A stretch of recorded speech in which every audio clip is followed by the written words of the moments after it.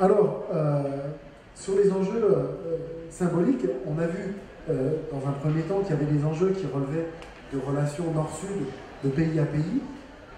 Les pays eux-mêmes ne font pas exemple d'enjeux symboliques, et notamment en Guinée, à l'échelle nationale, l'expérience de l'épidémie Ebola s'est inscrite dans des dimensions religieuses, historiques et politiques.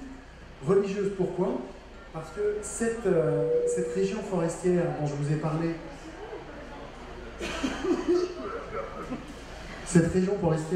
parlé, où émerge l'épidémie, c'est une zone traditionnellement animiste, où les gens ne sont pas majoritairement monothéistes, ni musulmans, ni chrétiens, mais croient en ce qu'on appelle des fétiches, en des entités puissantes, capables de faire du bien comme du mal dans la société, et dans lesquelles également on va prier les ancêtres comme étant en mesure d'accorder, d'exercer les souhaits, d'apporter du bonheur ou de malheur si on ne fait pas le bon rituel, si on ne s'adresse pas à eux de façon correcte.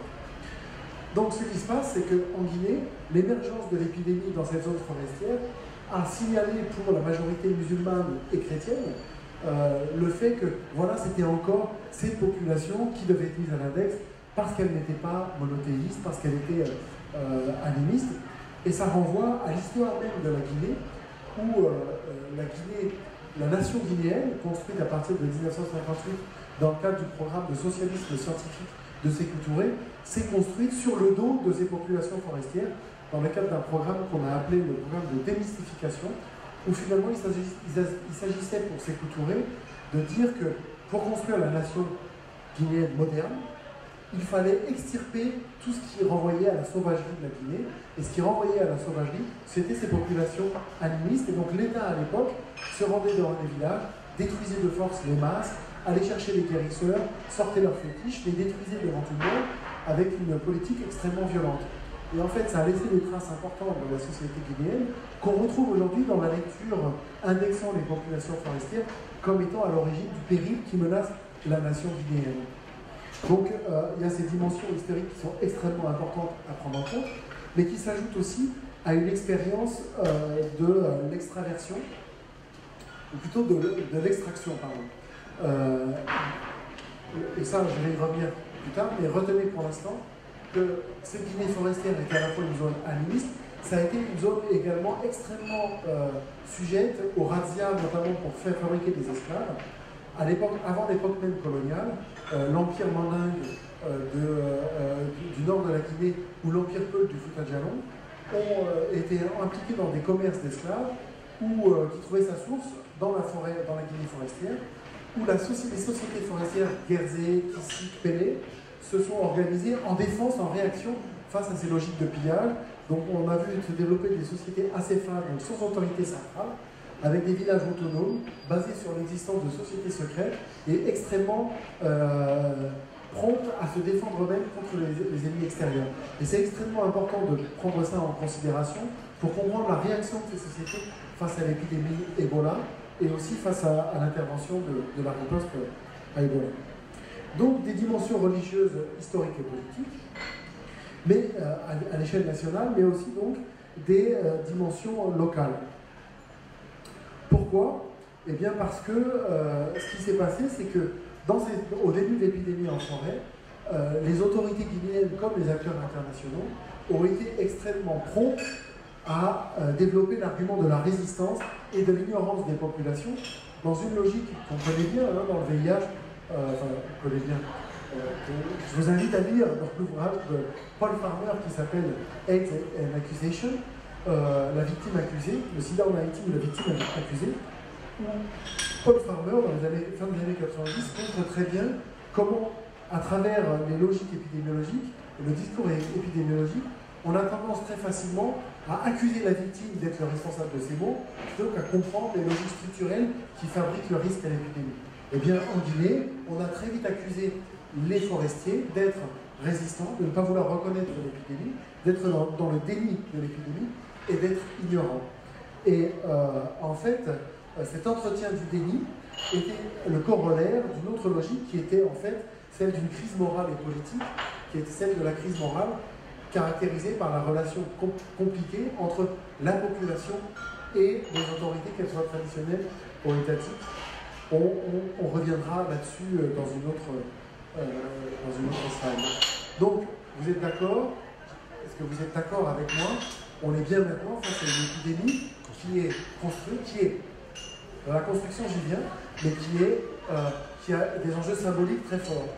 Vous voyez bien que la façon dont on lit à l'échelle nationale, internationale et locale l'épidémie ne relève pas d'un savoir qui serait universel, qui relèverait simplement de la connaissance du virus, mais qu'en fait d'une grille de lecture et d'analyse qui relève de la dimension symbolique associée à l'histoire et aux politiques. Alors, pourquoi je vous ai dit que l'épidémie c'est une dimension construite? En quoi cette épidémie elle est construite en Guinée? Je vous laisse réfléchir pendant que je joue un petit verre.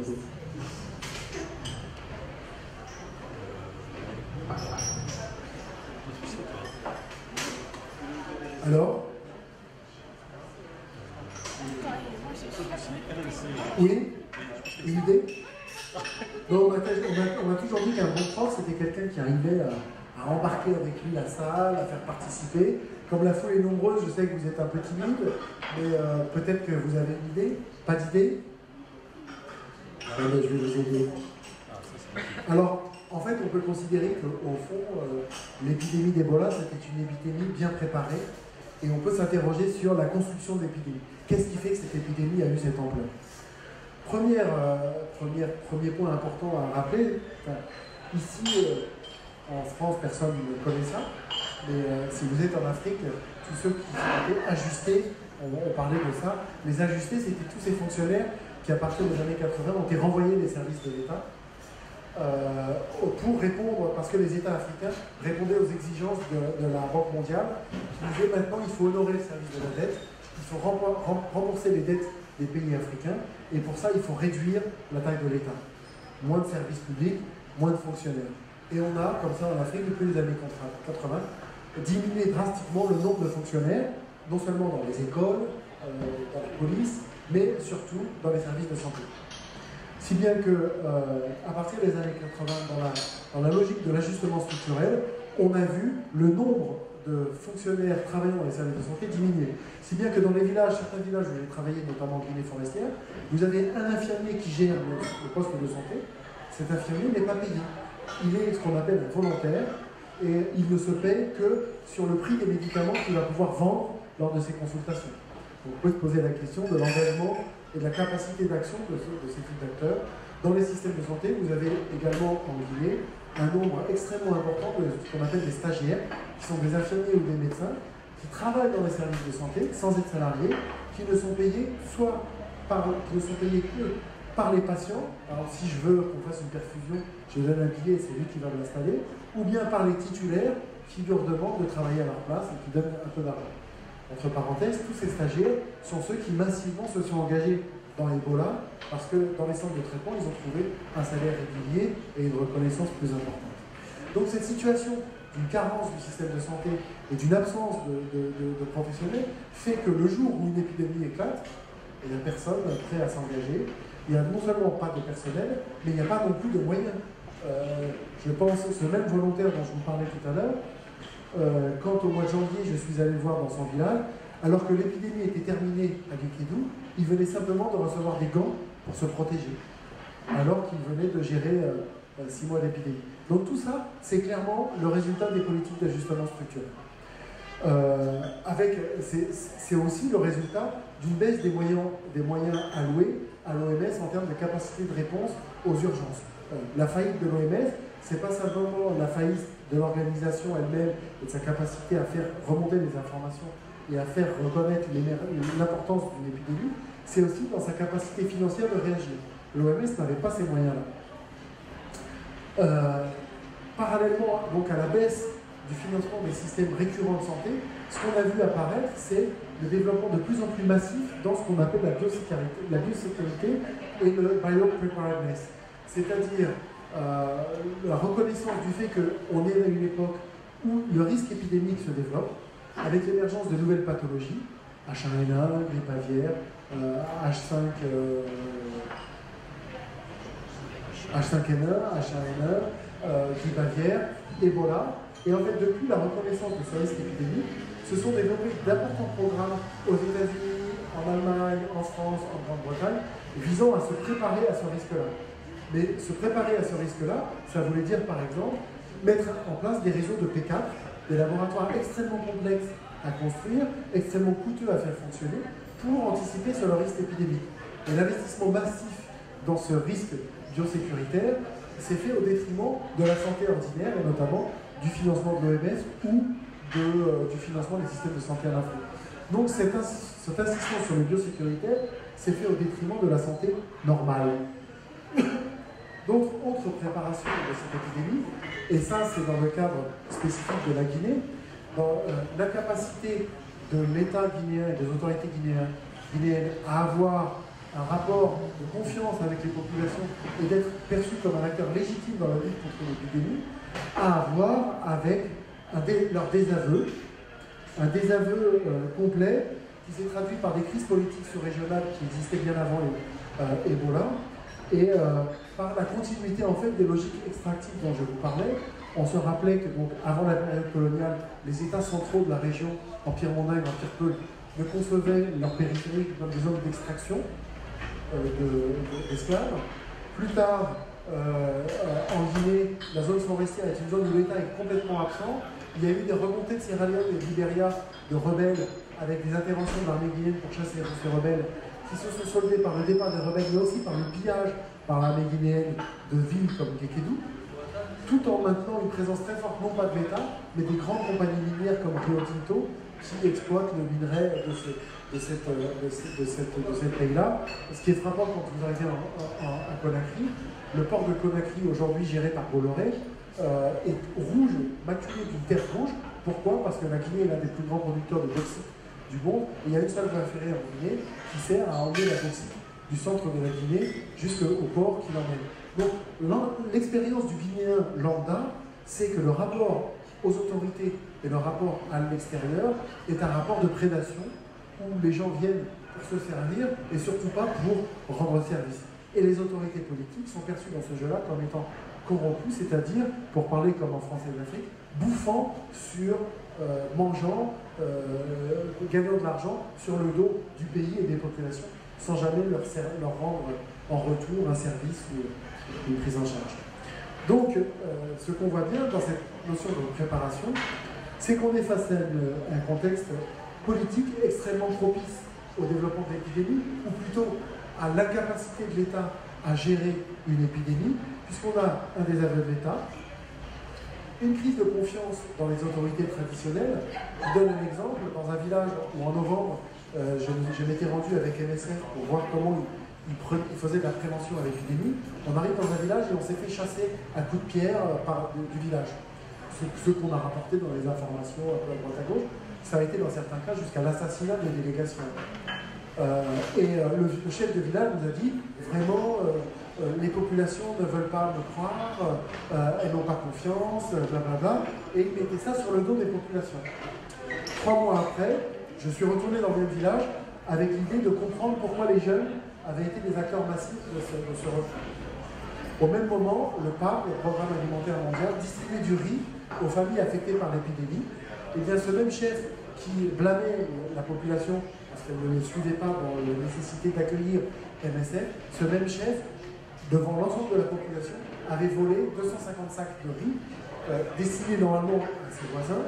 Et au milieu de la nuit, 2 camions sont arrivés pour prendre les sacs et les renvoyer en ville alors que toutes les familles n'avaient pas été servies, simplement parce que, en tant que chef, il s'arrogeait la possibilité de récupérer les sacs et de les vendre en ville sans que la population elle-même ait accès à ces sacs de riz. Donc on voit bien que les autorités traditionnelles ne sont pas perçues comme pensant pour le bien commun, que la notion de bien commun est extrêmement ténue, et qu'en réalité, elles sont toutes pensées comme corrompues. À ce désaveu des autorités politiques se trouve une autre dimension extrêmement importante, c'est que depuis extrêmement longtemps en Afrique, la fonction de santé, la responsabilité de la santé des populations n'est pas vue ou perçue comme relevant de l'action de l'État. Et que ce sont des acteurs non étatiques et internationaux qui depuis longtemps vont prendre soin des populations. L'État africain n'est pas pensé comme un État du care ou du soin à apporter à la population. À Guékédou, avant l'épidémie Ebola, MSF était déjà là, qui s'occupait des patients du VIH, du paludisme, de la malnutrition, en lieu et place du système étatique. On comprend bien que, je ne suis pas en train de jeter la pierre à l'État, on comprend bien que dans le contexte économique qui est celui des États africains de suite à l'ajustement structurel, il n'y a pas de toute façon la possibilité d'investir massivement dans tous les secteurs. Donc l'État ne devient légitime que sur certains secteurs très limités, si bien que quand Ebola intervient, que là tout d'un coup l'État est supposé investir ce domaine-là, il apparaît forcément comme illégitime. Non seulement illégitime, mais en plus on pense que dans le dos de la population, il va y avoir du pillage, des enjeux politiques, des enjeux économiques. Alors évidemment, vous allez me dire, mais là on n'a pas du tout parlé d'épidémie. Oui, on n'a pas du tout parlé d'épidémie. Non. Ah oui, on n'a pas du tout parlé d'épidémie, mais qu'est-ce qu'on fait? Mais en fait, on a tout dit sur l'épidémie, parce que ce contexte social, historique et politique, c'est celui qui est le terrain dans lequel cette zoonose apparaît. Un jour, il y a une zoonose, un jour, il y a vraisemblablement une chauve-souris qui soit à déféquer sur un fruit ou qui est morte, qui a été consommée par des gens, ou qui a déféqué sur un fruit et le fruit a été mangé peut-être par une antilope, et l'antilope a été mangée ensuite par un chasseur, et ce qui a permis la transmission du virus. Au fond, l'histoire de la zoonose est importante à comprendre, peut-être à un moment donné, pour peut-être vacciner toutes les chauves-souris, ou développer des mesures préventives, mais quand il s'agit de gérer l'épidémie aujourd'hui, l'important c'est plutôt de comprendre le contexte et le terrain dans lequel elle s'inscrit, que de comprendre l'origine, et vous avez vu sur les sida, on a mis 30 ans à comprendre comment ça s'était déroulé. Donc ce qui est important pour nous, c'est que ce contexte historique et politique, il a des conséquences sanitaires. Alors, quelles sont les connaissances sanitaires? Eh bien d'abord, c'est qu'à partir du moment où l'Ebola se répand, quand un dispositif se met en place et que des acteurs comme MSF interviennent, ou quand l'État, tout d'un coup, leur communication se met à venir en disant « Attention, il faut écouter MSF », eh bien évidemment se développe tout un ensemble de rumeurs et de suspicions envers le dispositif sanitaire. Ces rumeurs et ces suspicions envers le dispositif sanitaire, elles sont renforcées par l'expérience des acteurs. Je dresse le tableau très simple. On dit aux gens attention, on vient vous soigner parce que Ebola tue. Ebola est une maladie qui tue, on meurt d'Ebola, mais on vient vous soigner. Donc, ce qui crée une forme de contradiction dans le message, et que les gens ont du mal à comprendre comment on peut dire je viens te soigner alors qu'on vient te soigner d'une maladie dont on meurt. Entre parenthèses, c'est exactement la même chose qu'on a fait au début de l'épidémie de sida. On a dit aux gens attention, attention, le sida tue. C'est pour ça qu'il faut te dépister. Alors qu'au début, il n'y avait pas de traitement. Ça ne sert à rien de se dépister si c'est juste pour apprendre qu'on va mourir. Autant vivre dans l'ignorance et vivre tranquille plutôt que de se dépister. Tu contamines pas? Oui, on contamine un peu quand même. Tu ne contamines pas? Oui, tu ne contamines pas, mais ça c'est une logique épidémiologique légitime. Mais pour l'acteur lui-même, il n'y a aucun intérêt. Et si je suis demain malade d'Ebola, si on me dit, tu vas mourir, va te soigner au centre de traitement, je préfère mourir à la maison auprès de mes proches, plutôt que d'aller mourir dans un centre fermé, clos, dans lequel les logiques sont imperceptibles, je ne comprends pas ce qui s'y passe. La seule chose que je sais, c'est que j'y meurs et qu'on me met dans un sac et que je suis enterré sans que les rituels attendus dans ce type de situation soient réalisés. Donc, l'expérience de la prise en charge d'Ebola renforce des rumeurs qui sont produites d'un contexte qui préexiste à Ebola. Les centres de santé sont perçus comme des centres de contamination. En fait, ce qui s'est passé pendant l'épidémie d'Ebola, c'est que les gens ont arrêté d'aller se soigner. Parce qu'on savait que c'était dans les centres de santé que quelqu'un avait de la fièvre, il allait refiler à tout le monde. Donc, ce qui a posé un problème de santé publique majeur, notamment pour la prise en charge d'autres pathologies, paludisme, méningite, rougeole, où les campagnes de vaccination n'ont pas eu lieu parce que les populations ont fui littéralement les centres de santé. Donc les centres de traitement Ebola, les CTE, ont été en fait pensés comme des lieux extrêmement ambigus. Et là vous avez une photo de l'intérieur de la cour du centre de traitement d'Ebola de Guékédou, qui a été donc, en Guinée forestière, là où j'ai travaillé. Et ce centre, alors que c'est supposé être un centre de santé, de traitement, en fait, la moyenne des décès dans ce centre, c'était 55%, Suivant les moments, ça pouvait être de 50 à 80%. Donc imaginez bien, qu'est-ce que ça veut dire pour une population de dire c'est là le centre de traitement où toute la famille meurt. Pour vous donner un exemple, une personne avec laquelle j'ai travaillé, qui avait 3 femmes, 30 enfants, dans ce centre, alors qu'il était lui-même malade, il a vu mourir ses 3 femmes, 10 de ses enfants, et il m'expliquait que le jour où les médecins sont venus le voir en lui disant il faut qu'on change ton traitement parce qu'il n'est pas assez fort pour toi, lui-même a refusé le changement de traitement parce qu'il s'est dit en fait c'est parce que je ne meurs pas assez vite. Donc il a refusé le changement de traitement. Donc il faut bien prendre la mesure du fait que ces centres de traitement ont été perçus et sont encore beaucoup perçus par les populations en fait comme des lieux de mort qui cachent, qui abritent les logiques de corruption et de collusion entre les acteurs internationaux et les acteurs étatiques. Pour vous raconter une petite histoire que vous avez peut-être, MSF a été beaucoup mise en cause par les populations guinéennes, et on a raconté l'histoire suivante. Alpha Condé, l'actuel président de la Guinée, était en classe avec Bernard Kouchner. L'acteur MSF qui intervient en Guinée, c'est pas MSF France, c'est MSF Belgique, ce qui ne fait aucune différence sur place. MSF, c'est MSF, donc MSF est associé à Bernard Kouchner. Alpha Condé a des soucis, la prochaine élection présidentielle est en 2015, et les opposants à Alpha Condé sont en forêt. Est-ce que vous voyez où je veux en venir? Et les populations ont dit, d'accord, Alpha Condé a un problème avec les forestiers, donc il a demandé à son ami Bernard Kouchner d'envoyer à MSF pour répandre le virus et faire diminuer le nombre de votants forestiers. Ce qui paraît, entendre cette histoire vous paraît complètement hallucinant qu'on puisse penser ça, sauf que si vous vous remettez dans les chaussures d'un Guinéen en forêt et que vous repensiez à toute l'histoire que je vous ai brossée à grands traits, eh bien ça, c'est une possibilité. Entre parenthèses, le fait d'utiliser le virus Ebola comme une arme biologique, c'est pas quelque chose de complètement irréaliste. Les premiers à avoir utilisé le virus d'Ebola et avoir fait des recherches sur Ebola comme arme biologique, c'est les Américains, les départements d'État.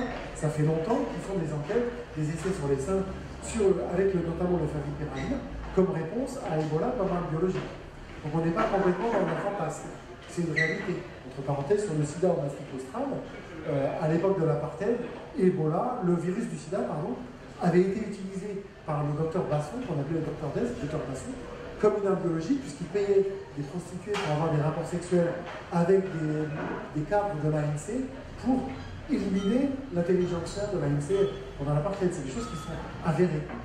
Donc on n'est pas dans...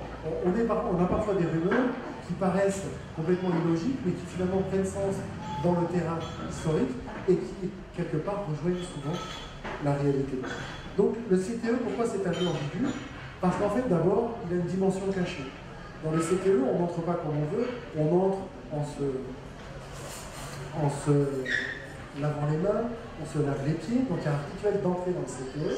On n'y entre pas sur invitation, quand vous êtes identifié ou dénoncé par un voisin comme étant malade, ou par un membre de votre famille, qui, alors que naturellement il devrait prendre soin de son parent et s'occuper de lui dans le contexte d'Ebola, prendre soin, ça veut dire lui donner son nom à la Croix-Rouge, qui Manu Militari, en combinaison de protection, va venir dans son domicile, l'emporter, l'emmener au centre de traitement, sans donner des nouvelles à sa famille, avec une très grande chance que la personne meure, et que quand elle meurt, la famille soit prévenue après son enterrement, et qu'on soit simplement en mesure de lui dire « ton parent est enterré là-dedans ».